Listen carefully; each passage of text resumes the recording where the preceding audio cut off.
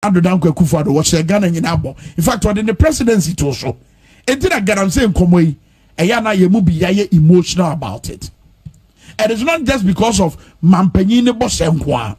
But Saocha said, yes, yes, say, myself a videos not to so. Said, yes, yes, say, yensio, ye quiet, yensase. Near Yakra wom, aye, womwa, womo ado, aye, your friends say, Coco Fu. Ah, ye de gadam say, abe say fui. Yada da Coco Quiafo. So when him for wasasi maye.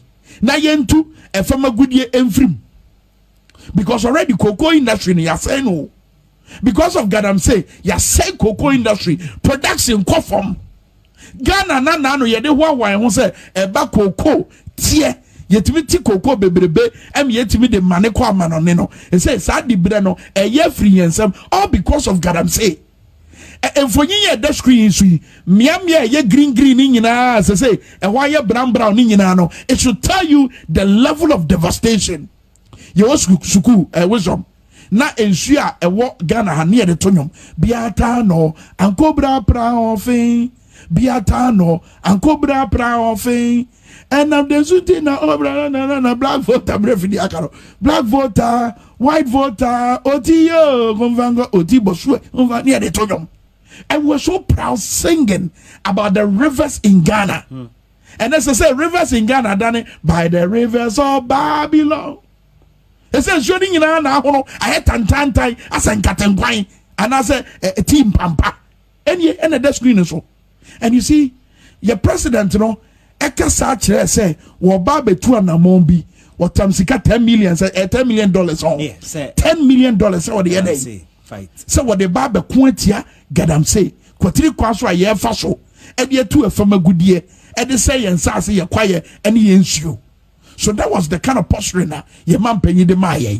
Now what is an interministerial committee on illegal mining. Tiedino, interministerial committee on illegal mining. What's up? 10 ministries. 10 ministries. Near Komubum did Sedgman. Call 10. Kwame. But answer na even meba sa 10 ministries no so. A year okay, a year prof. Frimpong Boateng ne letter and I say ne report no or troye by the end of March 2021 now. Okay, conclusion part of the letter now. Or tro bibi or say my main kind. Or say in conclusion, I believe that it would take more commitment, resilience, and goodwill of Ghanaians not to only preserve our rich biodiversity for present and future generations, but also prevent disaster and deaths of the vulnerable in mining communities. Wow. This was his concluding remarks. Wow. Now March 2021. Say yambo modin na aban any Ghana phone na anhwe na sa galamse queen no yanso ano a endisun kunima nipa bewu atorian chambeto yen ye bese yensuo ye bese yenfudie ye bese yensase asema prof ekan ye March 2021 bosumi be mu ne wi afi be mu ne wi in less than 2 years she devastation aba and in March alone deaths asema okan ye in March alone deaths asema okan ye in 2021 report available HSA nipa 68 and in 2021, Galamsey amana ebugom so muye. Wow. Nipa duosia enwotwe. Duosia enwotwe. Prof Eka same we here in March. By the end of the year 2021, na nipa 68. And any report confirmed once omunya ye say nipa 68. And na Galamsey amana ebuogom so a omu ewu. And abusia for krata ye aminua wisdom Eka wansemi. Eno eda ye mampanyin na nado dan Kwaku ado anim. Mientia Yekasa is simply because Abdul Malik Kwaku and Kevin Taylor they are the able to ga. One also 2-1 among Kobusa Prof say Matisa Bante Kevin Taylor be crackratebia. Wobu midi wom say 1 hour tray. Prof wona ka asem we. Prof ebajitum say Sanche ye ene nsem ya Kevin Taylor e dia betu dwai. E ye ono an tray. eti way a professor from Boateng enuma say yes. but idea potting and okaye e was our report him a what the man as far back as 2021 March 2021 in yam okaye de bebre say ne depths asem okaye he spoke about it osanso e kan bibi about a year insuo yeah ekoso a say osanso ekasai about the importation of excavators near the ade say nyina no it has to take the goodwill of the president and the people of Ghana na me ni okan ya me areho kakra and say me areho pa ni say oba recommendations na or make here na okan bibi say there should be the ban on excavators bra okan sa asem ni wie ye no and then he made the remark say it is unfortunate that government is still importing excavators. Wow. Why recommend they say these are the things some to me as no na magalam say fight ne to me disunkunim no they were still importing excavators. Let's just say yemfino. Let's just say the krata ni yehunsu yemfiu. Just say me ya ma prof because say ye can e bibi mamu ha. And come on, a back cardiothoracic centers and I say cardiothoracic surgeon. There's nobody compared to him. Yeah. But and now about Prof Dia, what comes to mind? Galam say, just say I said it import all. Okay. So this was a remedy. Nanka Obama then say Ghana for benyo mutuma perfria, not that cardio surgeon na Ghana for enya and to me akoso now sisiano ya say bibia to the extent that all the recommendations are here, Uncle Sishi. Okay. And then he made mention, say, the handlers of the president, people close to the president. Yanko Bohono Kohono, na kind said you will see can answer no pepe but answer na wabra what you want ready no. Yanko name koma wane yenuanum GTV for D a hono was see sudia. I didn't sapembo a shy ka say one say o mo mudi gadam say you won't send some eating time. A man for be a more Jubilee House. Say no can answer no GTV. What was the true story?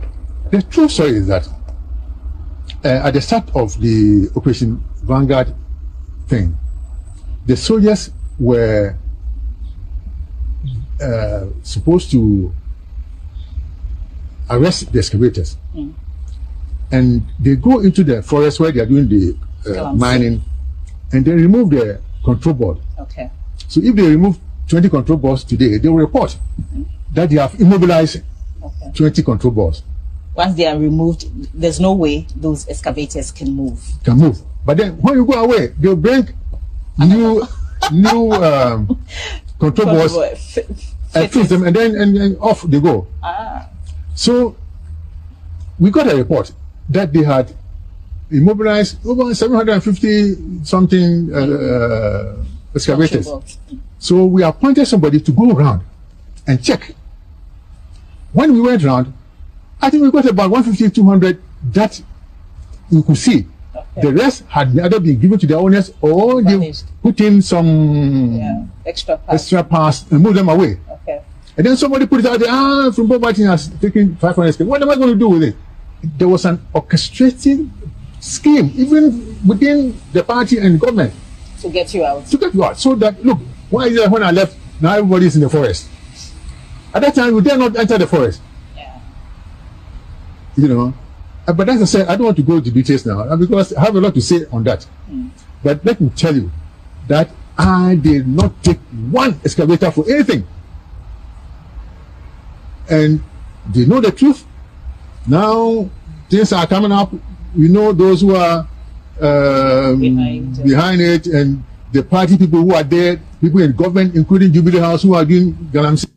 Okay, eti party for mu say no kra na ba Boateng ye nyina ye hu party Professor Frimpong Boateng so kind no ye nyina ye nim party for mu nkofo mu Jubilee House a omu wom ye call report ni ma wo ye specific ubo mu din ye ntie ya afo okan oboni din e wo ha na eba ya osafo ma afo asema eye prof ekan ya o say the minister, the senior minister also engaged in meetings that was horrible.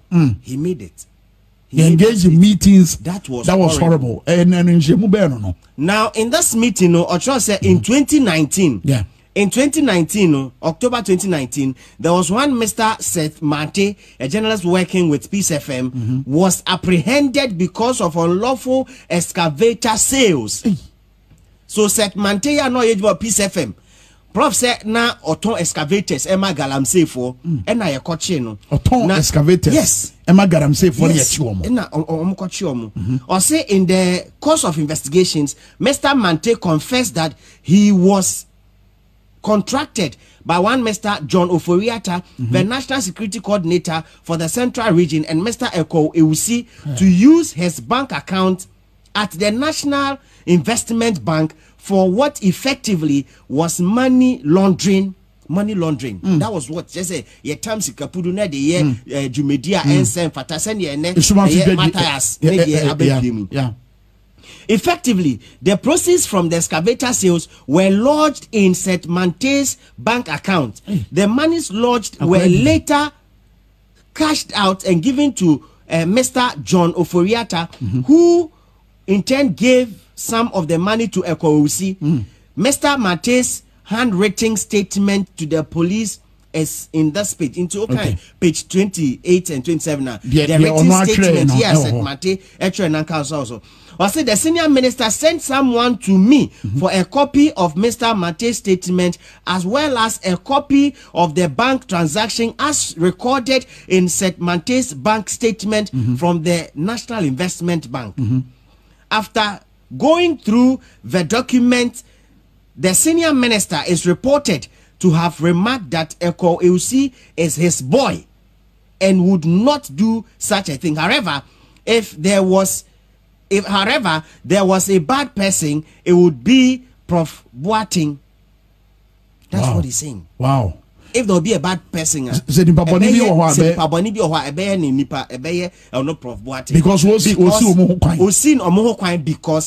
said Manteno, any a national security coordinator be Aquacodi Sumasi Jumedi Emma Mudisika at time editor Galamse and no prof no a reporter my police for Achiomono.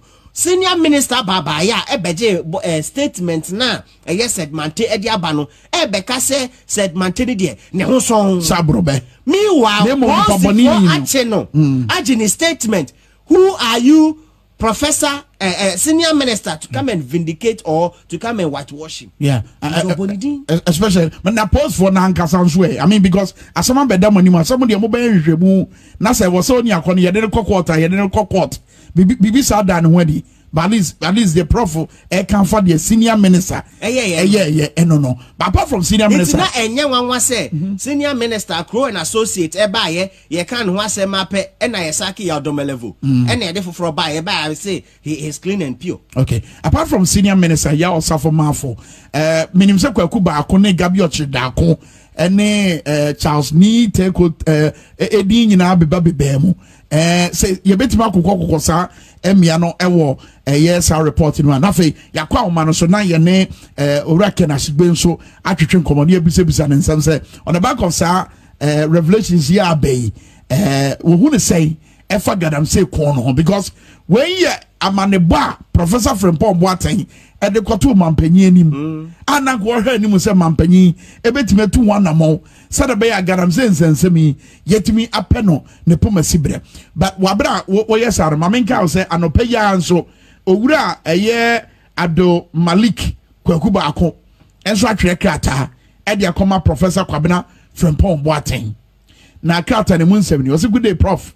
Forgive me for distracting you with yet another presentation to you, despite your busy schedule, as you indicated to me in one of your responses to my earlier reactions. This particular presentation has been triggered by my reading of your report to the Chief of Staff in full, and the portions concerning me and the New Crusading Guides publication about you, which you consider as part of the consistent and long-standing attacks on you by me and the newspaper. On page 16 of your report, you articulated that the Interministerial Committee on Illegal Mining, IMCIM, organized its task force and a complex operation to dislodge Donald Etua and his CNG Alaska from Diaso Forest. The jubilation in the communities around and concession was ecstatic. Naturally, Donald Etua and his friend were not happy with what IMCIM did. You continued. In particular came and you continued that I in particular, that is Kweku Baako, came under severe attack. A fierce attacker was Mr. Kweku Baako, a journalist who personally called to inform me that the managers of CNG were his friends. And Mr. Kweku Baako published unsavory things about me at the time. You would recall that I feel the way you Kweku Baako kasa. Also, when they can go to the prof kan and were reporting. I feel ye back Kweku Baako. Now some I walk catch a prof. Some prof on Kai baby. Also, prof Obekaya. You recall that in my second WhatsApp communication on the 19th of April 2023 with you, I indicated that I had not accessed a copy of your report addressed to the Chief of Staff. I will not argue issues with you, at least for now. Because when you can say, Prof. Obekaya, me can catch you say, sa report now they are Chief of Staff, and now so they are Mampenyi, Nanadono me, Mensankaye. But fortunately, Yamin Chadie, a good Samaritan, Obia Akomapa, or Wakomapa, no wodo or domino. Etimide a yes, our report ye, Abreme, or say, a copy of the full report has come to me as of yesterday, and I'm now inclined to call your attention to the obvious flaws inherent in your references and or observations about me in the IMCIM's fight against Galamsey and illegal mining. Yeah, but I know was it the following are my verifiable facts. Number one, I made 2 telephone calls to you on the 20th of October 2017. Official MTN call chat available for verification and authentication. The purpose of which was to arrange an appointment for the Canadian owner of CNG Alaska Company, Simon Adian, and Donald Etua, the Ghanaian general manager of the company, to see you. Now, okay, well, not just a wajia to say, or no, odi enimu. Yes, says our company no. And then the general manager where Ghanaian no, and the DNA a Donald Etua no.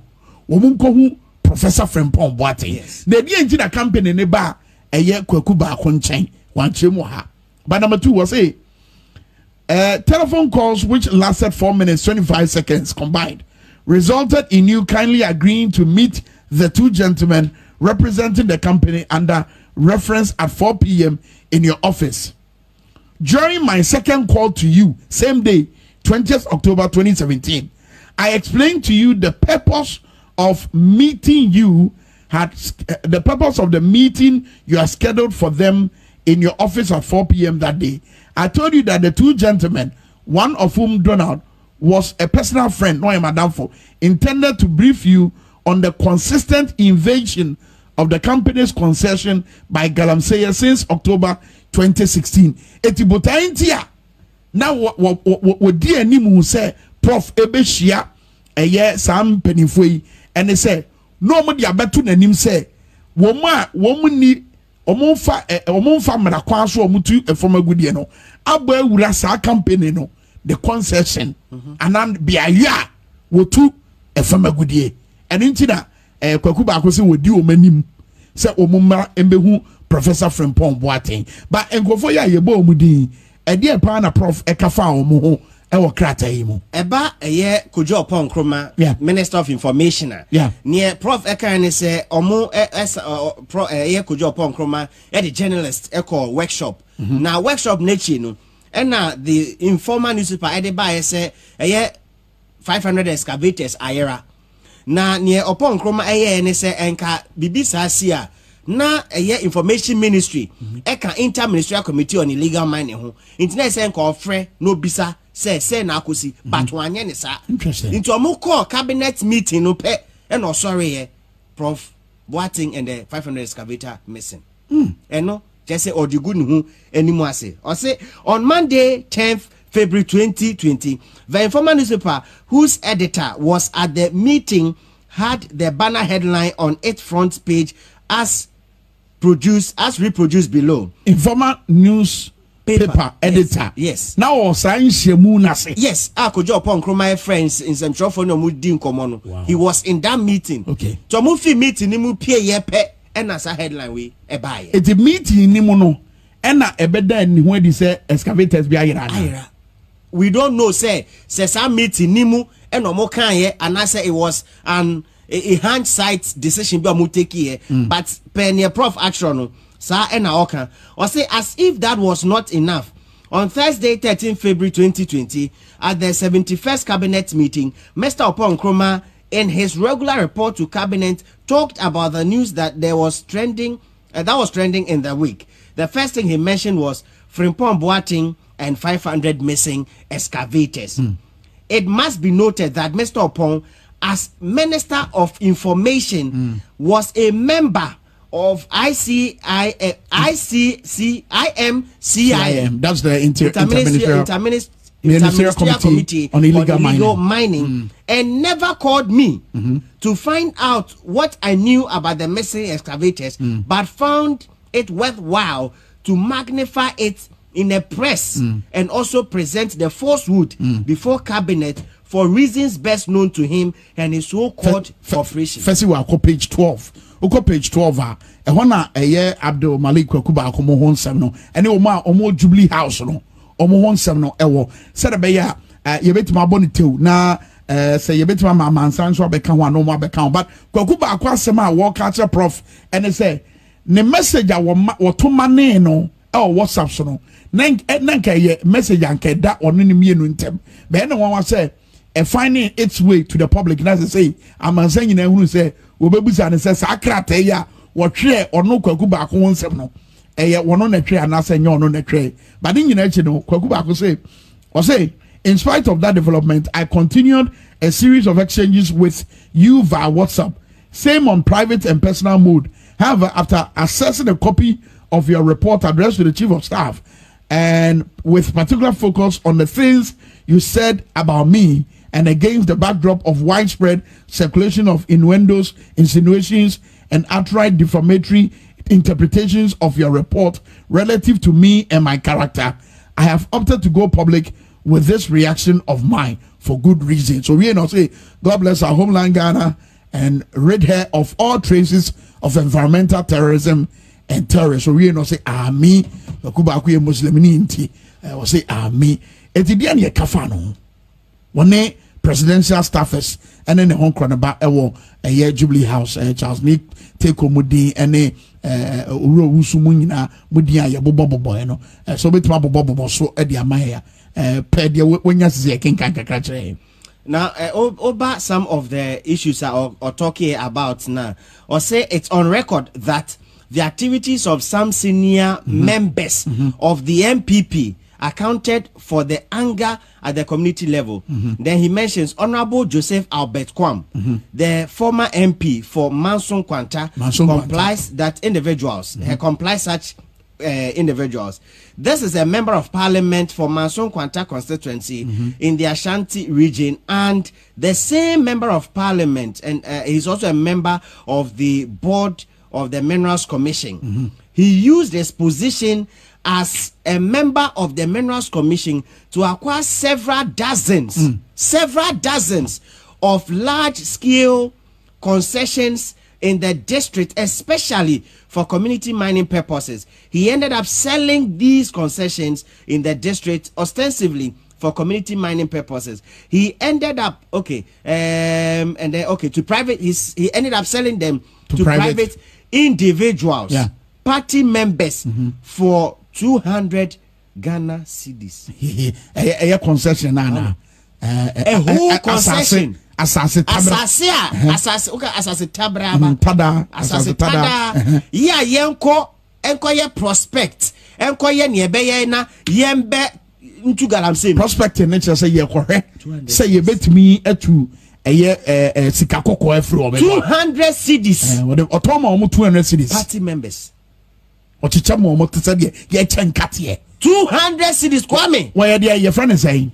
former member of parliament for Manson Kwanta. Joseph Albert Kwam. It was also the dean on any do ye no kofo froso yenko tentem abo non kra pawsema aduonum baako e pawsema aduonum mama mo kwan nam so ma frɛ no ma bɛkyɛ ma adwe na de mo wɔka kyerɛ ye mampanyin nanado ene nia wo betima ya fa prof ensemi abeto dwa yi ho no na so de wafutu abakai sɛ we ensema Professor Frimpong Boateng akruchi agu nkrata so a eda chief of staff anim ene sa so da mampanyin anim since 2021 nanka ne obi ahwe anim ne sɛ ye mampanyin a wode $10 million ewura ɔko a ye ko atia gadamsɛ yi mo no obetime gina sa dance die yi so etu anamon bi ebeboa na gadamsɛ nsensemi yetumi enya ne pomasibre wisdom to aso yenko enti ekoso ana obo MPs, former MPs, and as friends, party chairman, ya omo constituencies nima.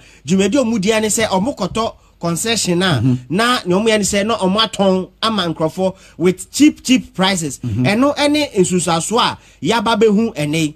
Which nature nyina say the president at the time report na de manu senka ondi sujuma ontu hwa namon nanka sam pempeso ayedunu yamba bedunu when to me anya ne sa nti ayarehosem ene amemnefe ena prof ede kasa ansemi because senka omutumi etu hwa namon kakra mpo a ene nka ya arresting crofo ena nka ye hwe se omo a omo edi sa nyambra semi ye de pepeye anase periperi ye ebe to so a anka wei entumi emba afeyamra so called big man no big man yes sorry it will be say see a chuo man e de man no say empanifo bi nipa titru bi wo Jubilee House big man bi wo sa gadam sensemi mo e ya na tie de amanfo ano Professor Frimpong Boateng enya ho adansedie e de ko chairman panyin nanado edian obobo ene bi ne hwa obi ane eye papa ya na kweku baako e bonidin eye Donald Encho, that's the name, right? Now, I say many Ghanaians will remember the name C&J Alaska, a mining company owned by Donald Encho and a Canadian national called Simon Anyin. That caused a lot of destruction in the town, in the town known as Dentra Obuasi, near Daiso. During the last NDC regime, several mining companies used MOUs with the Ghana Army that regulated the supply of security services to the mining companies. At one point, the soldiers at the C&J Alaska were under the command. Adam Mahama in May. Captain Adam Mahama Yaboni Din Osansu Ebo Charles Bisu Su Edioha or say on Monday January 11 2021 the task force entered a concession at a location called Boateng. That's right, Boateng. We had been monitoring for some time. Residents in the area complained that harassment by Chinese miners, the damage to the forest reserve was unimaginable. Big economic trees had fell and dumped into muddy water bodies to rot.